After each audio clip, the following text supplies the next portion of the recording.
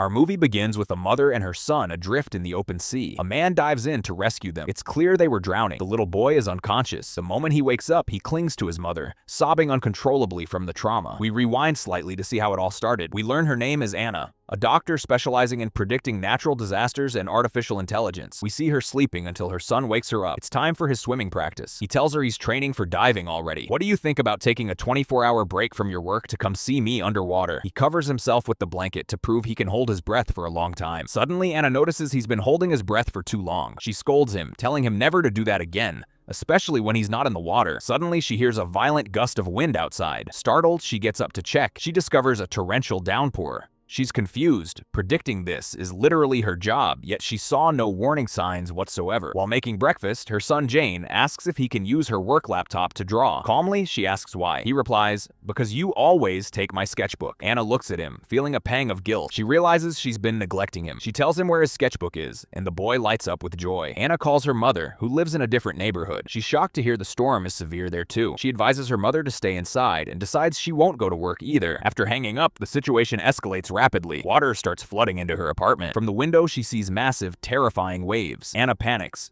She steps closer to the window to confirm her eyes aren't deceiving her, wading through the water already filling her home. In seconds, reality hits hard. Jane pulls her attention to the security announcement blaring from the loudspeakers. They announce this is the largest flood in history. Waves have already breached the second and third floors and are rising. They warn that the elevators are down and advise residents to flee to the highest floor via the stairs. Amidst Anna's shock, Jane insists on playing. She snaps at him, ordering him to stand on the table so his toy doesn't get lost in the water. She frantically packs a bag as the water level rises. Suddenly, she gets a call from a police officer named Joe. He tells her he is coming to extract her immediately, emphasizing that the most important thing is to bring Jane. Before she can ask why, the power cuts out and the network goes down. As the water rises around her, she decides to leave without her bag. However, she grabs a box full of syringes labeled with her son's name. Clearly, he has a specific medical condition. She rushes out, but Jane isn't on the table. Terrified, she runs around screaming his name until she finds him hiding in the closet. Scared because she yelled at him, she apologizes desperately, assuring him she isn't angry. She puts him on her back and runs out, but she realizes the world is ending. She doesn't even know how to get to the top floor. Panic among the residents grows by the second. Anna only cares about Jane.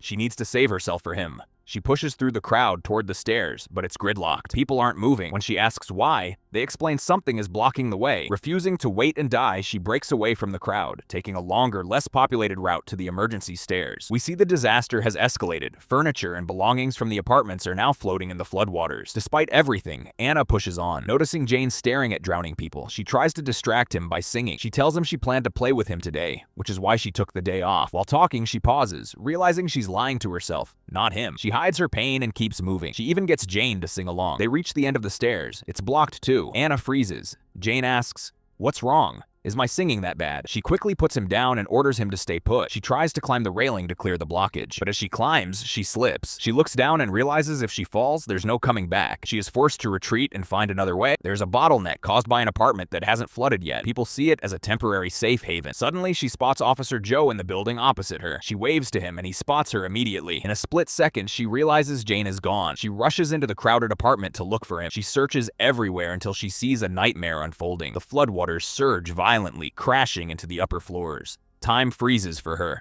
She flashes back to an old accident where she and her husband drowned in their car. She snaps back to reality as the waves smash into the building, submerging everything. Despite the chaos, Anna keeps searching for her son. In the process, she loses the bag with his medication. She is torn. Her son or the medicine? She forces open the apartment doors underwater, surrounded by the bodies of those who didn't make it. Tragically, she finds Jane among them. She grabs him, trying to wake him up. She tries to open a door to find an air pocket, but fails against the water pressure. Suddenly, she gives up and starts to lose consciousness. At the last moment, Officer Joe appears. He saves her, dragging them both to the surface. Jane is unconscious. This brings us back to the opening scene. Joe performing CPR on Jane. The boy wakes up, terrified, sobbing in his mother's arms. While they break down, Joe acts like a robot. He reports in, confirming he secured Dr. Anna and her son. He tells Anna they must move immediately to the roof for extraction. He tries to grab Jane roughly to carry him faster, but Jane clings to his mother, biting and holding on for dear life. Anna demands to carry him herself, promising she will be fast. She puts Jane on her back and follows Joe. She asks her son, "Why did you leave my side?" Sobbing, he replies, "I thought you left me, so I went inside to look for you." When she assures him she would never leave, he tells her about the horror he saw underwater. "When I went in, the water suddenly rose.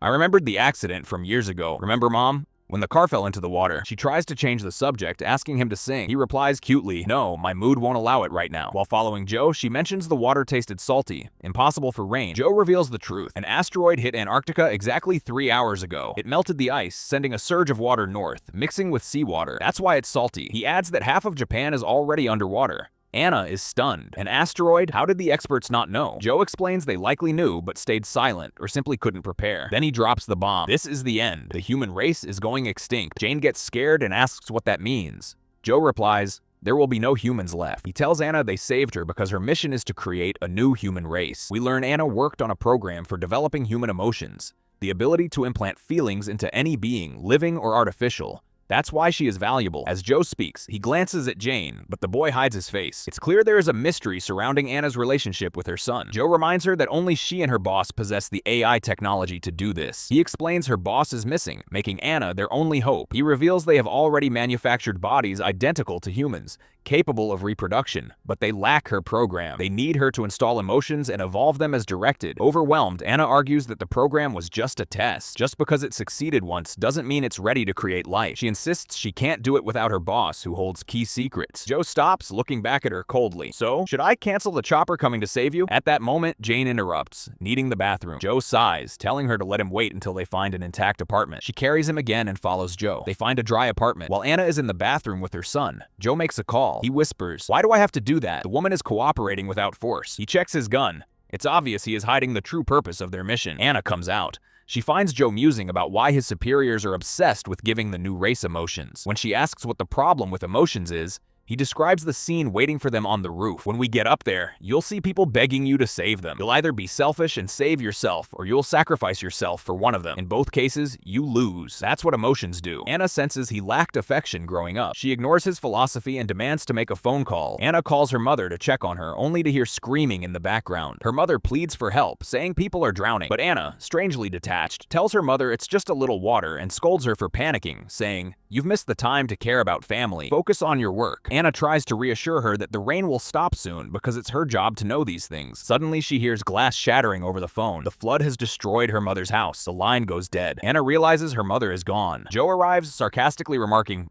"Good thing I don't have anyone to check on." Suddenly, they hear a noise from the gas pipes. The pipes start vibrating violently. They run just as the first pipe explodes. They change direction, but another explosion blocks their path. Surrounded by fire and water, their only escape is to jump over the railing to the floor above. Joe climbs up first. Anna prepares to hand Jane up to him, but Jane refuses to let go of her, terrified. In the struggle, they both slip and fall into the water. Anna flashes back to her old accident again. In the present, she surfaces quickly and signals to Jane that she's coming for him. She swims to the nearest floor. Suddenly, she hears a child screaming for help from behind a locked door. She rushes to find a tool to pry it open. When she can't find one, she tries to go back, but a massive wave hits her. She flashes back to the accident again. She had to choose between saving her husband or her son. Her husband insisted she save the boy first. She survived with her son. Her husband drowned. Back in the present, the current sweeps her away from the screaming child. She fails to save them. She finally makes it upstairs to Jane. He is lying on the floor, shaking from a diabetic seizure. Anna realizes she lost his medication bag earlier. Desperate, she searches for an intact apartment. She finds one occupied by two elderly people. Apologizing for the intrusion, she grabs a juice box, loads it with sugar, and feeds it to Jane. For the first time, Anna feels genuine fear for her son's life. We flash back to a conversation between Anna and her boss, the one Joe mentioned. Anna tells her boss, "I want to give Jane up. I don't feel capable of being responsible for him." The boss replies coldly,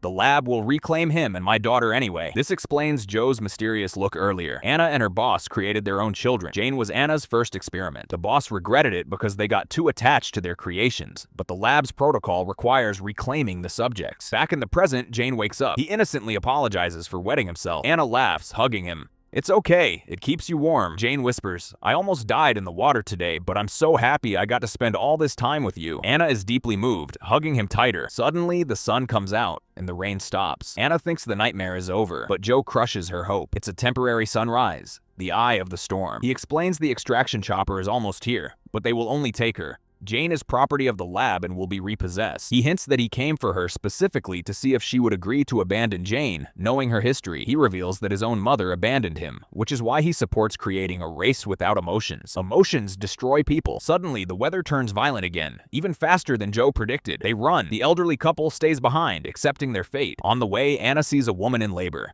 She wants to help, but Joe drags her away, saying there is no time. Anna walks away, devastated. Jane asks, "Did it hurt this much when you had me?" Anna breaks down, putting him down to cry. When Joe tries to rush her, she pushes him away, begging him not to separate her from her son. Joe softens, promising to vouch for her so she can keep Jane. They finally reach the extraction point, but Joe betrays her. He films a confirmation video stating he has completed the mission and is handing over the subject. Soldiers immediately grab Jane, restraining him. Anna fights them, screaming at Joe, reminding him of his promise. Joe laughs cruelly. "I lied. A woman like you, who decided to abandon her son before, suddenly grew a heart. If you loved him, you would have run away with him like your boss did with her daughter. But you chose to wait, knowing the end." Anna watches helplessly as they inject Jane with a sedative and shave his head to prepare him for the lab. She falls to her knees, begging the director to let him go, expressing her regret for creating him. She offers to make a new, better one with enhanced emotions if they just spare Jane. The director refuses. "We don't have years to wait." Suddenly, a gunshot rings out. The soldiers execute Joe. The director tells Anna only the essential assets survive. Anna goes to her sedated son for a final goodbye. She hugs him, apologizing. As they begin to open his skull to extract his data, she hears the machines whirring. She walks away. Defeated, she boards the plane, clutching Jane's diving goggles in silence. Suddenly, missiles launch. The planet is destroyed. A voice speaks to Anna, a man named Sue, whose face is unseen. He tells her they are heading to the Isabella laboratory to create more human clones to ensure survival. He mentions that this time, they will create mothers and children together to speed up reproduction. Anna suggests a new idea. We need to implant the maternal instinct into the mother. That drive will make her do anything to survive for her child. Not just love, but the will to protect. She proposes a new experiment. Test the mother. Make her search for her lost child, putting obstacles in her way to trigger real emotions. Once a mother succeeds in finding her child against all odds, they will copy those emotions into all future clones to ensure the survival instinct. Instantly, the location explodes. Suddenly, we are back at the beginning. Anna is sleeping, and Jane wakes her up. It feels like we traveled back in time, but things are slightly different. Anna seems aware of the details, and she can change them. Her t-shirt has a specific serial number on it. This time, Anna wakes up directly to the house flooding. Jane tells her he dreamed of this and wants to show her a drawing, but unlike last time, he says he sent it to her phone. Jane is jumping around, happy about the indoor pool. Joe calls again. Anna isn't fully aware of the loop yet until she remembers her boss crying about the lab reclaiming the children. She finds Jane hiding in the closet again, but this time, Jane asks a strange question. Why don't I grow up? Why do months pass and I'm still 6 years old? Jane is starting to realize too. Anna ignores the question, focused only on escape. She grabs him and runs. The panic, the blocked stairs, the crowded emergency exit, it all happens again. But this time, when she sees Joe, she hides from him. The wave hits the building, and it explodes with water. They are drowning. Anna saves Jane, but when she surfaces, he is gone. She dives back down to find him. The current is too strong, and it drags him away. She remembers the diving goggles she held on the plane in the previous life. She realizes she has the goggles with her now. It wasn't a dream. Suddenly, a submerged car drifts toward her and explodes in a weird static glitch of sparks. Not a normal explosion. Joe wakes her up. The number on her t-shirt has changed again. He gives her the same speech about going to the roof. She refuses, screaming that her son is drowning. Joe shows her a photo on his phone of Jane already on the roof, claiming his men have him. Anna doesn't trust him. She decides to search for him herself. Joe follows, insisting she go up. She snaps, "My son would never go anywhere without me." She snatches Joe's gun and fires a warning shot. Gas explosions get closer.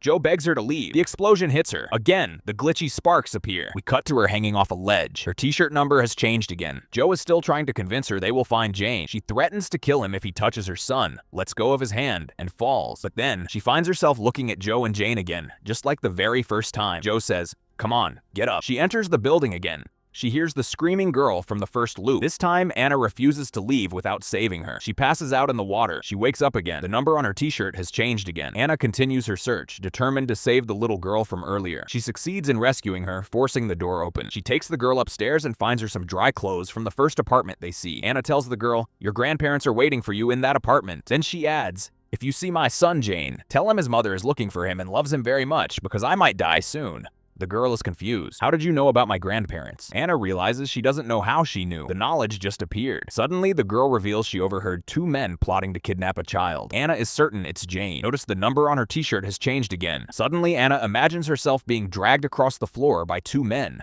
A scenario playing out in her mind of what could happen if she attacks them alone. She decides to arm herself with a sharp object. She finds the men and attacks them, exactly as she imagined. All this violence is driven by her desperate search for Jane, who has vanished. In an instant, she disintegrates into digital sparks again. She rematerializes with a new t-shirt number. She's still fighting, but this time Joe bursts in and saves her. Joe tells her Jane is hiding, not kidnapped. He asks where the boy might be. Anna is stumped. She truly doesn't know. Then she looks down and remembers giving Jane the sugary juice during his seizure. She starts glitching, shifting locations rapidly. We see these shifts from a distance, like changing TV channels, but the constant is the digital sparks and the changing t-shirt numbers. In this new reality, the grandmother hands Anna the juice, saying Jane will need it. Anna tries to take the little girl with her, but the girl refuses, choosing to stay and die with her grandparents. Anna leaves them to find her son. Joe follows, taunting her that Jane left her on purpose. He asks cruelly, what makes a child abandon his mother, projecting his own abandonment issues onto her. Here, the pieces start falling into place. The repetition, the digital sparks, the changing numbers.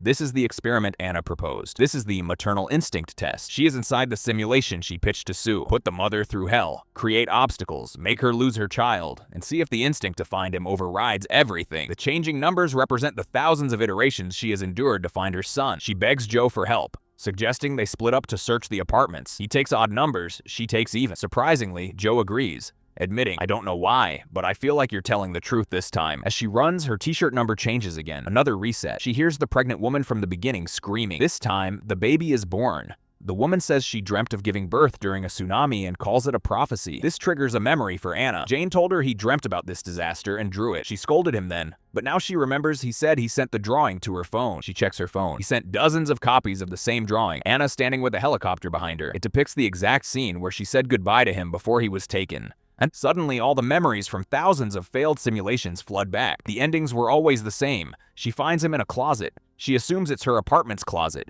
but the twist is coming. It's a different closet entirely. Anna rushes to her apartment and tears open the closet. Empty. Security guards ambush her. The simulation dissolves into sparks. She wakes up again in a new loop facing Joe. This time, she tries to explain everything to him. She tells him that the people he works for will kill him in the end. Joe doesn't remember, but she keeps pushing, digging into his subconscious memories from previous loops. Her t-shirt number is new again. Suddenly, Joe believes her. He takes out all the guards single-handedly. He injects her with a stimulant to fully restore her consciousness within the simulation. He demands to know what's happening, recalling vague memories of his own death. Anna explains the entire project, the survival instinct experiment. She tells him, every time I try to reach Jane, security stops me and they kill you. We see flashes of her escaping with a gun, her number constantly changing, proving this has happened thousands of times. In every successful iteration where she convinces Joe, they team up. But this time is different. They aren't starting from scratch. They are resuming from a checkpoint. The AI is evolving.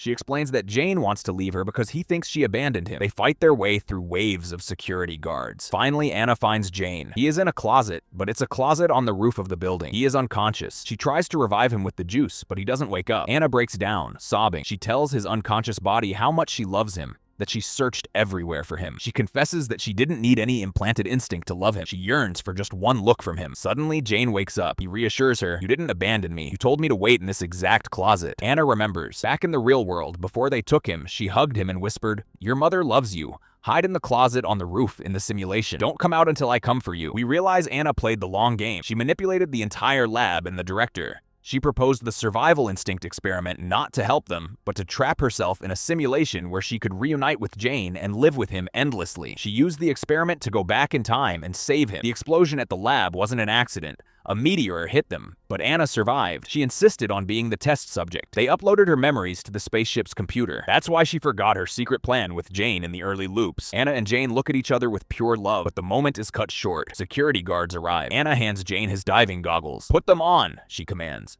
Remember the diving training we did?